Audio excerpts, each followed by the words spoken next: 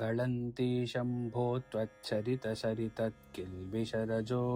దళంతి ధీకుల్యా సరణిషు పతంతి విజయతాం దిశంతి సంసార భ్రమణ పరితాపోపశమనం వసంతి మచ్చేతో హృదభువి శివానందలహరి. ఈ శ్లోకంలో స్వామివారు ఏం చెప్తున్నారంటే, స్వామి యొక్క చరిత్రము, శివుడి యొక్క చరిత్రం ఎలాంటిది అంటే, అదో నదీ జలంలా ప్రవహిస్తూ వస్తూ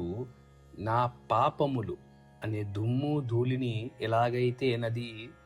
త్రోసివేస్తుందో అలా నా పాపములను తీసివేస్తూ, ఆ నది వచ్చి ఎలాగైతే కాలువలో కలుస్తుందో అలాగే నా బుద్ధి అనే కాలువలోకి ఇది ప్రవేశింపచేసి సంసార తాపాన్ని నశింపచేస్తూ నా బాధలని ఉపశమనిస్తూ నా హృదయంలో ప్రవేశించి అక్కడ నిలిచి ఉండే ఆ శివానందలహరికి జయకారముతో స్తుతిస్తున్నాను అని చెప్పి శంకరాచార్య స్వామి వారు చెప్తున్నారు. అంటే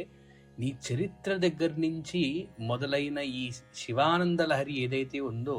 అది చివరికి ఎక్కడికి వచ్చి చేరుకుంది, దానివల్ల ఏవేవి జరుగుతుంది అన్నట్టుగా చెప్తూ, గలంతి శంభో త్వచ్చరిత చరితత్ కిల్బిషరజో, నీ చరిత్ర అనేది ఈ పాపములన్నిటినీ తొలగించి నా యొక్క సంసార సాగరాన్ని, ఆ బాధను కూడా తీసివేసి నా హృదయస్థానంలో ఉన్న శివానంద లహరిని నేను శృతిస్తున్నాను అని చెప్పి చెప్తున్నారు.